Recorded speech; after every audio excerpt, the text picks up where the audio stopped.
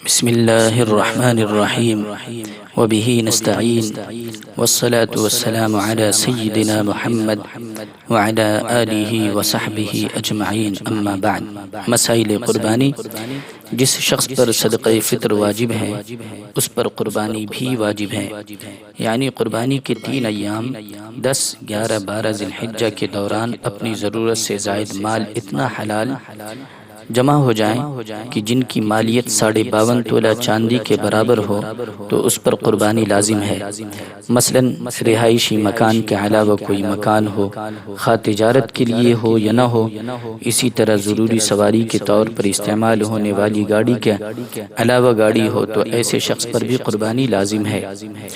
مسافر پر قربانی واجب نہیں۔ قربانی کا وقت 10ویں تاریخ سے لے کر 12ویں تاریخ کی شام تک ہے۔ 12ویں تاریخ کا سورج غروب ہو جانے کے بعد درست نہیں۔ قربانی کا جانور دن کو ذبح کرنا افضل ہے، اگرچہ رات کو بھی ذبح کر سکتے ہیں، لیکن افضل بقرعید کا دن پھر 11ویں پھر 12ویں تاریخ ہے۔ شہر اور قصبوں میں رہنے والوں کے لیے عید الاضحیٰ کی نماز پڑھ لینے سے قبل قربانی کا جانور ذبح کرنا درست نہیں۔ دیہات اور گاؤں والے صبح صادق کے بعد فجر کی نماز سے پہلے بھی قربانی کا جانور ذبح کر سکتے ہیں۔ اگر شہری اپنا جانور قربانی کے لیے دیہات میں بھیج دے تو وہاں اس کی قربانی بھی نماز عید سے قبل درست ہے اور ذبح کرانے کے بعد اس کا گوشت منگوا سکتا ہے۔ اگر مسافر مالدار ہو اور کسی جگہ 15 دن قیام کی نیت کرے یا 12ویں تاریخ کو سورج غروب ہونے سے پہلے گھر پہنچ جائے یا کسی نادار آدمی کے پاس 12ویں تاریخ کو غروب شمس سے پہلے اتنا مال آ جائے کہ صاحب نصاب ہو جائے تو ان تمام صورتوں میں اس پر قربانی واجب ہو جاتی ہے۔ نیز اگر مسافر مالدار ہو، دوران سفر قربانی کے لیے رقم بھی ہو اور وہ 15 دن سے کم عرصہ کے لیے رہائش پذیر ہونے کے باوجود بآسانی قربانی کر سکتا ہو تو قربانی کر لینا بہتر ہے۔ قربانی کا جانور اپنے ہاتھ سے ذبح کرنا زیادہ اچھا ہے۔ اگر خود ذبح نہ کر سکتا ہو تو کسی اور سے بھی ذبح کرا سکتا ہے۔ بعض لوگ قصاب سے ذبح کراتے وقت ابتداءً خود بھی چھری پر ہاتھ رکھ لیا کرتے ہیں۔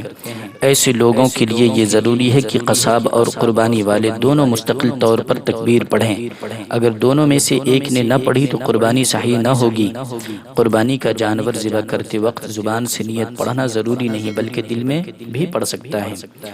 قربانی کا جانور ذبح کرتے وقت اس کو قبلہ رخ لٹائے اور اس کے بعد یہ دعا پڑھے: انی وجہت وجہی للذی فطر السماوات والارض حنیفا وما انا من المشرکین ان صلاتی ونسکی ومحیای ومماتی للہ رب العالمین لا شریک لہ وبذلک امرت وانا اول المسلمین اللہم منک ولک۔ اس کے بعد بسم اللہ اللہ اکبر کہہ کر ذبح کرے۔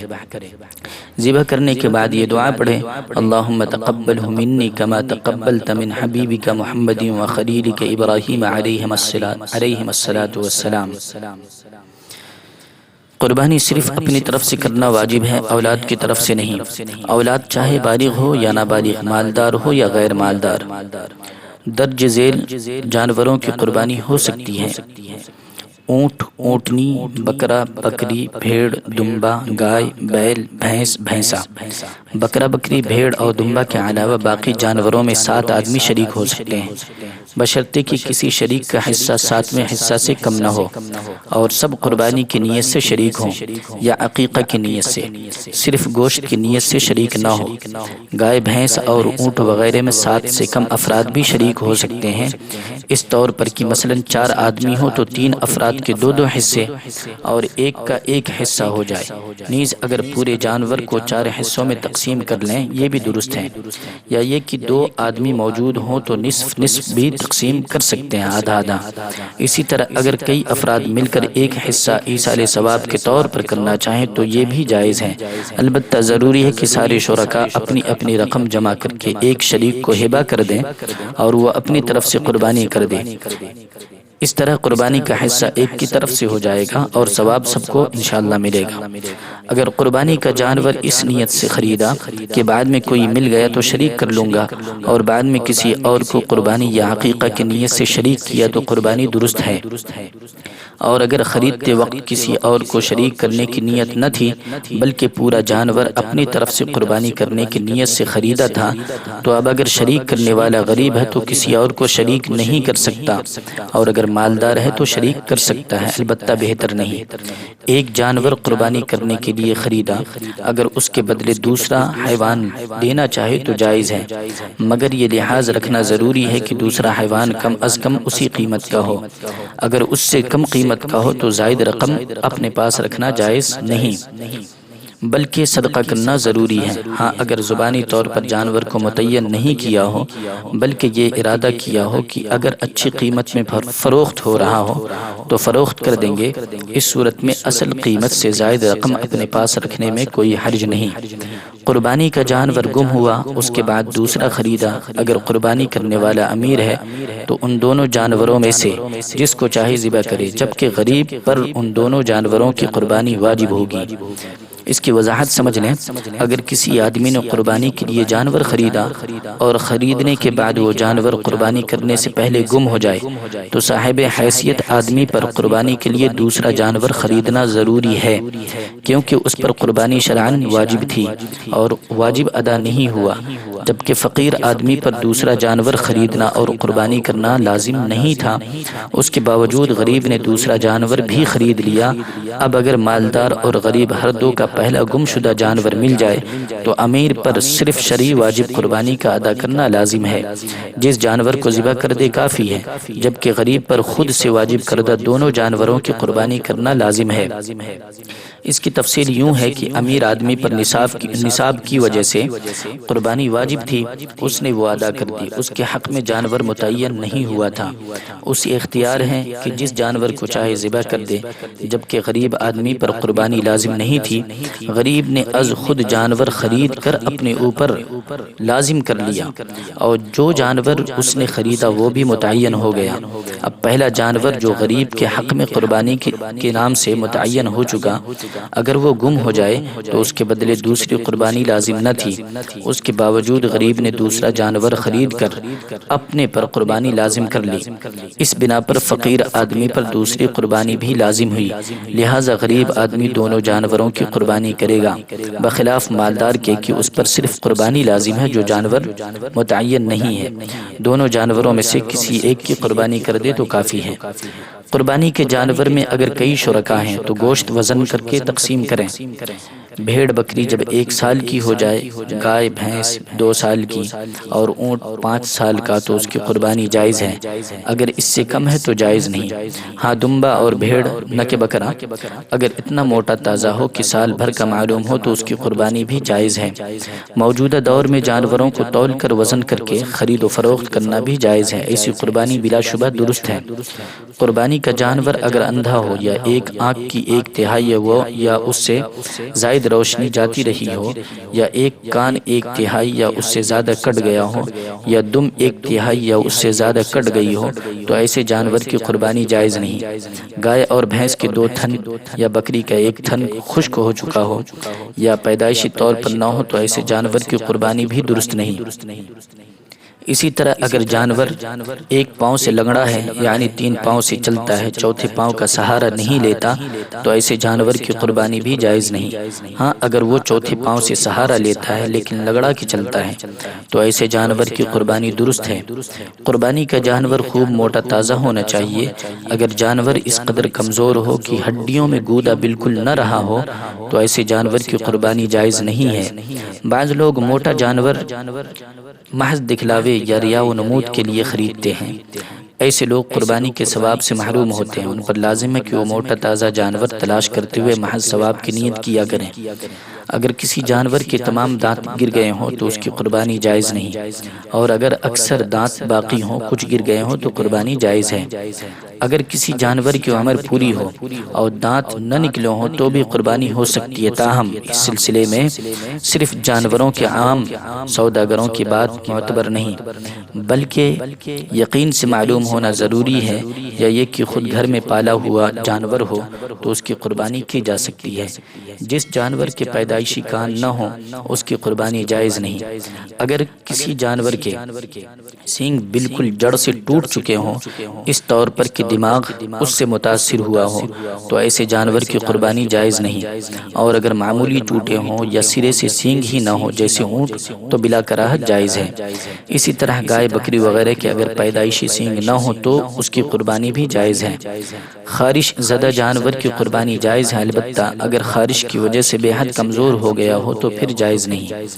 اگر قربانی کے جانور میں کوئی ایسا عیب پیدا ہوا جس کے ہوتے ہوئے قربانی درست نہ ہو تو مالدار شخص کے لیے یہ ضروری ہے کہ دوسرا جانور اس کے بدلے خرید کر قربانی کرے۔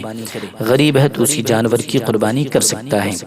اگر قربانی کے جانور کو ذبح کرنے کے لیے گراتے ہوئے کوئی عیب پیدا ہو جائے، مثلا ٹانگ کی ہڈی ٹوٹ جائے یا سینگ وغیرہ ٹوٹ جائے، تو اس سے قربانی پر اثر نہیں پڑے گا، البتہ جانور کو گراتے وقت احتیاط کرنا چاہیے۔ قربانی کے گوشت میں بہتر یہ ہے کہ 3 حصے کرے، ایک حصہ اپنے لیے رکھے، ایک حصہ اپنے رشتہ داروں کو دے اور ایک حصہ فقراء و مساکین کو دے، لیکن اگر سارے کا سارا اپنے لیے رکھے تب بھی جائز ہے۔ قربانی کی کھال کسی کو خیرات کے طور پر دے یا فروخت کر کے اس کی قیمت فقراء کو دے، البتہ اگر کسی دینی تعلیم کے مدرسہ اور جامعہ کو دے تو سب سے بہتر ہے، کیونکہ علم دین کا احیاء سب سے بہتر ہے۔ قربانی کی کھال کو اپنے مصرف میں بھی لایا جا سکتا ہے، اس طور پر کہ اس کا عین باقی رہے، مثلا مسلح بنائے یا رسی یا چھلنی بنائے تو درست ہے۔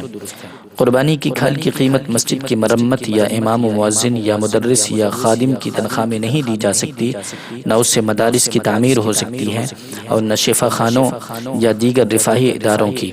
قربانی کی کھال قصائی کو اجرت میں دینا جائز نہیں۔ اگر کسی کی قربانی کی کھال چوری ہو گئی یا چھن گئی تو اسے چاہیے کہ وہ کھال کی رقم صدقہ کرے۔ اگر استطاعت نہ ہو تو کوئی حرج نہیں، قربانی پر فرق نہیں پڑے گا۔ اگر قربانی کے 3 دن گزر گئے اور قربانی نہیں کی تو اب ایک بکری یا بھیڑ کی قیمت خیرات کر دے، اور اگر جانور خریدا تھا مگر قربانی نہیں کی تو بعینہ ہی وہی جانور خیرات کر دے۔ ایصال ثواب کے لیے قربانی کا گوشت خود بھی کھا سکتا ہے اور دوسروں کو بھی کھلا سکتا ہے۔ اگر کسی شخص کے حکم کے بغیر اس کی طرف سے قربانی کی تو قربانی نہیں ہوگی۔ اسی طرح اگر کسی شخص کو اس کے حکم و اجازت کے بغیر قربانی میں شریک کیا تو کسی کی بھی قربانی نہیں ہوگی۔ اسی طرح اگر حصہ داروں میں سے کوئی ایک صرف گوشت کی نیت سے شریک ہو تو کسی کی بھی قربانی صحیح نہ ہوگی۔ قربانی کا گوشت غیر مسلم کو بھی دے سکتے ہیں، البتہ کسی کو اجرت میں نہیں دے سکتا۔ گابھن جانور کی قربانی صحیح ہے، اگر بچہ زندہ نکلے تو اس کو بھی ذبح کر دے اور گوشت آپس میں تقسیم کرنے کے بجائے صدقہ کر دیا جائے۔ قربانی کے جانور کے بال کاٹنا یا دودھ دونا درست نہیں۔ اگر کسی نے ایسا کیا تو اسے صدقہ کرے، اگر بیچ دیا تو اس کی رقم کو صدقہ کرنا واجب ہے۔ جو شخص قربانی کرنا چاہے اس کے لیے مستحب ہے کہ یکم ذی الحجہ سے قربانی کا جانور ذبح ہونے تک نہ اپنے جسم کے بال کاٹے اور نہ ناخن، البتہ اگر زیر ناف اور بغل کے بالوں پر 40 روز کا عرصہ گزر چکا ہو تو ان بالوں کی صفائی کرنا بہتر ہے۔ قربانی کا گوشت 3 دن سے زیادہ تک بھی رکھ سکتا ہے۔ جانور ذبح کرنے کے لیے چھری خوب تیز ہونی چاہیے تاکہ جانور کو تکلیف نہ ہو۔ اگر کوئی شخص اپنی قربانی کا گوشت سارا کا سارا کسی اور کو کھلا دے، خود کچھ بھی نہ کھائے تو ایسا کر سکتا ہے۔ خصی جانور کی قربانی جائز بلکہ افضل ہے، کیونکہ اس میں دوسرے کی بنسبت گوشت زیادہ ہوتا ہے۔ ذبح کرتے وقت تکبیر کے علاوہ کچھ اور نہیں کہنا چاہیے۔ اگر کسی نے قربانی کی نظر مانی اور وہ کام ہو جائے تو قربانی واجب ہے۔ اس کے گوشت سے خود نہیں کھا سکتا، سارا فقراء اور مساکین کو کھلا دے۔ اگر کسی شخص کی ساری یا اکثر آمدنی حرام کی ہو تو اس کو اپنے ساتھ قربانی میں شریک نہیں کرنا چاہیے، اگر شریک کیا تو کسی کی قربانی نہیں ہوگی۔ ایسا شخص جس کی ساری کمائی حرام کی ہو اس پر قربانی لازم نہیں، کیونکہ اس کا سارا مال بلا نیت ثواب صدقہ کرنا ضروری ہے۔ دوسری یہ کہ اللہ تعالی حرام مال سے کسی کا صدقہ قبول نہیں فرماتے، بلکہ وہاں صرف پاکیزہ مال سے کیا ہوا صدقہ و خیرات قبول ہوتا ہے۔ بکری کا علاوہ دوسرے کسی جانور میں تمام شرکا کا اپنا اپنا حصہ تقسیم کیے بغیر فقراء کو دینا چاہیں تو دے سکتے ہیں، البتہ اگر نظر کی قربانی ہو یا مرحوم کی وصیت کے تحت قربانی کر رہے ہیں تو پھر تقسیم سے پہلے کسی فقیر کو دینا درست نہیں۔ کسی نے مرتے وقت وصیت کی کہ میرے مال سے قربانی کی جائے تو اس قربانی کا سارا گوشت خیرات کرنا ضروری ہے، خود کچھ بھی نہ کھائے۔ اللہ تعالی امت مسلمہ کو قربانی کی روح اور حقیقت سمجھنے اور اس پر عمل کرنے کی توفیق عطا فرمائے، اور ہماری یہ ظاہری قربانی حقیقی قربانی کے لیے پیش خیمہ ہو، اور ہم اس ظاہری و مادی قربانی کی طرح اللہ کے حکم پر اپنی جان کی قربانی کے لیے بھی ہمیشہ تیار رہے۔ وصلی اللہ تعالی علی خیر خلقہ محمد وعلی آلہ وصحبہ اجمعین برحمتک یا ارحم الراحمین، وما علینا الا البلاغ، والسلام علیکم ورحمۃ اللہ وبرکاتہ۔